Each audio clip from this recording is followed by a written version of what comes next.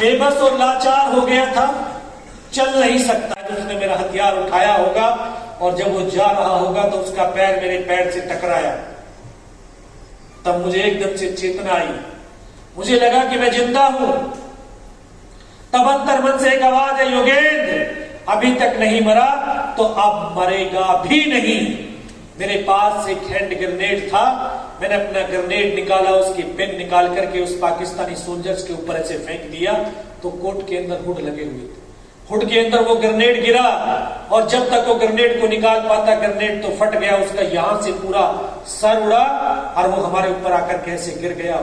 उस धमाके से पाकिस्तान के जवानों में खलबली मची कि इनमें से कोई जिंदा है। कुछ बोले जिंदा नहीं, नीचे से रिइंफोर्समेंट आ गई है, सेना की दूसरी टुकड़ी ऊपर चढ़ाई है। बस वो कंफ्यूज हो। वही एक मेरे पास मौका था, मैंने दोनों हाथों से उसकी राइफल को उठाने की चेष्टा करी, लेकिन इस हाथ की तो पूरी हड्डी निकल के बाहर थी, सिर्फ कंधा कंधा हिला। एक हाथ से ऐसे राइफल को उठाया, ऐसे पलटा खाया और वहां से ऐसे फायरिंग किया। 3-4 पाकिस्तानी और उस दिव्य ध्वनि के बताए हुए रास्ते से इस पहाड़ी पर 500 मीटर रोल करते हुए नीचे आए। फिर अपने साथियों को इन्फॉर्म किया। उसी इंफॉर्मेशन के आधार के ऊपर हमारे जो टीम लीडर थे, हमारे जो बटालियन कमांडर थे, उन्होंने अपनी प्लानिंग बनाई, स्ट्रेटेजी बनाई। उसी प्लानिंग, उसी खबरों के आधार के ऊपर पुनः इस पहाड़ी पर हमारी फौज ने हमला किया और बिना किसी कैजुअलिटी के टाइगर हिल टॉप के ऊपर विजय पताका फहरा दिया।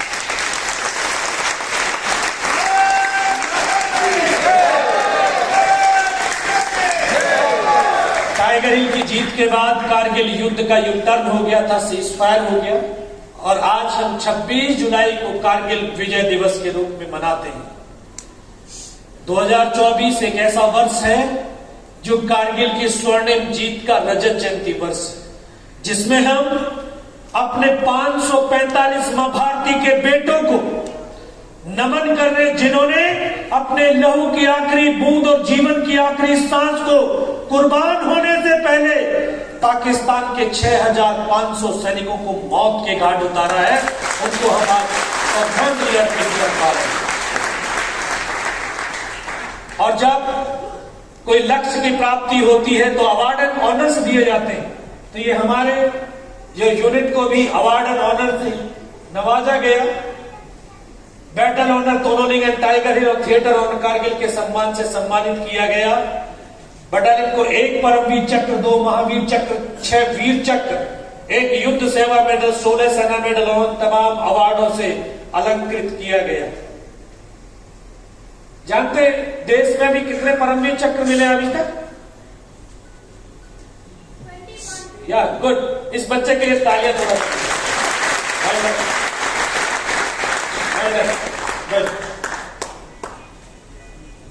और ये वो परमवीर चक्र मेडल है। इसमें 4 कुछ अलग से निशान दिख रहे, दिख रहे? क्या है ये? त्रिशूल। ये त्रिशूल नहीं है, ये वज्र का निशान है और वज्र इंद्र का हथियार है। कैसे बना है? दधीची की हड्डियों से बना है।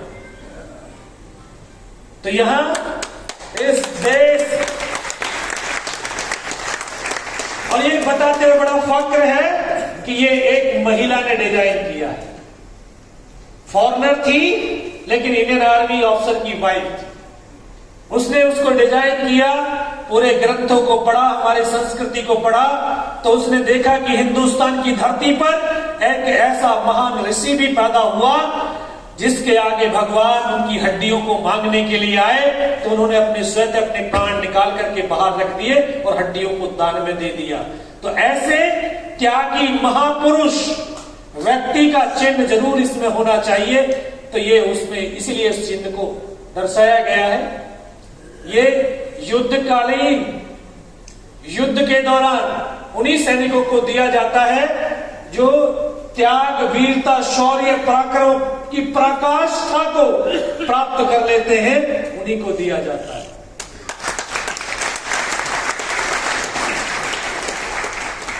ये हमारे वो कमांडिंग ऑफिसर जिस तरह से आपके अभी कमांडिंग ऑफिसर पवार साहब हैं, पूरे राजस्थान के कमांड कर रहे हैं, तो नहीं आपको जो है चैलेंजिंग देते रहते हैं कि नहीं?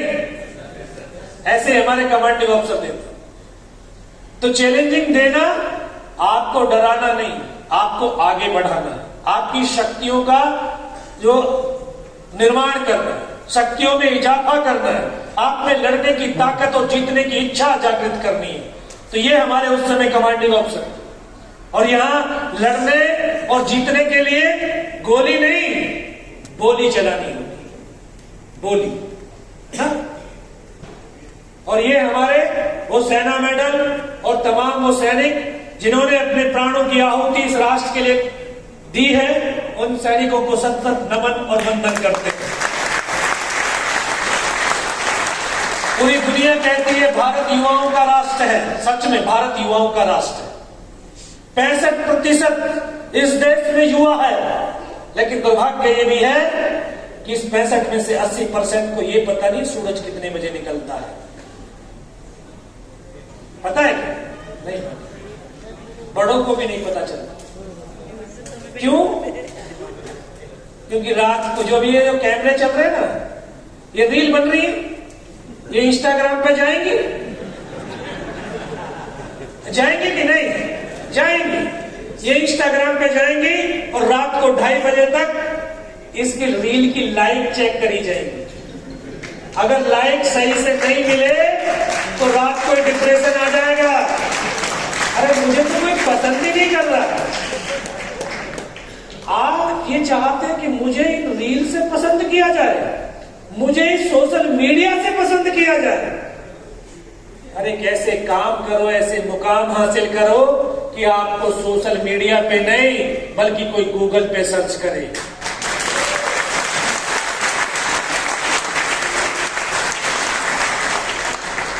जिंदगी ऐसी जियो की पहचान बन जाए और कदम ऐसे रखो कि कदमों के निशान बन जाए। तब तो हमें अपने जीवन को सार्थक कर पाएंगे। हमने सबने सुना है ना, ये बुजुर्ग भी बैठे हुए कि सांस ही जीवन है, जीवन ही सांस है कि नहीं? सांस चल रही है तो जीवन है, नहीं है तो नहीं। 1 मिनट में कितनी बार सांस लेते हैं? ये तो आउट ऑफ सिलेबस हो गया ना क्वेश्चन। हम 15 से 17 बार सांस लेते हैं 1 मिनट के अंदर। तब हमारी औसतन आयु 65 से 70 वर्ष है।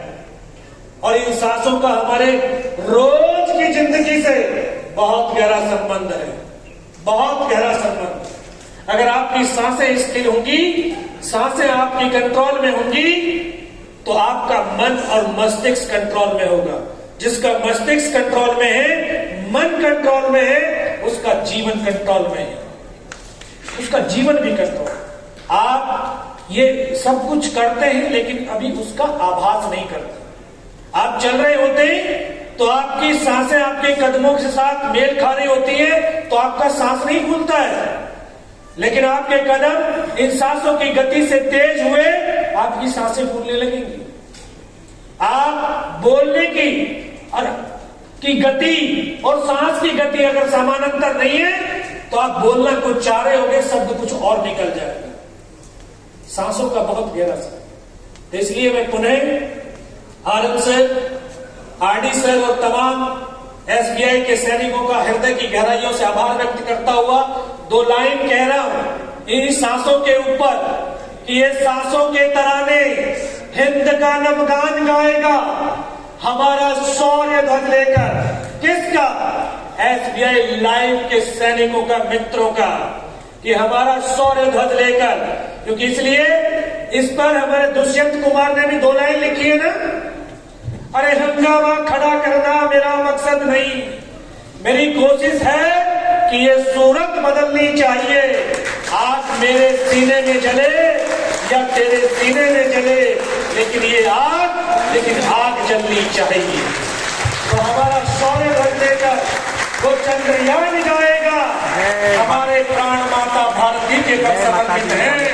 हमारे लहू का हर कतरा हिंदुस्तान गाएगा, हिंदुस्तान गाएगा। जय हिंद, जय भारत।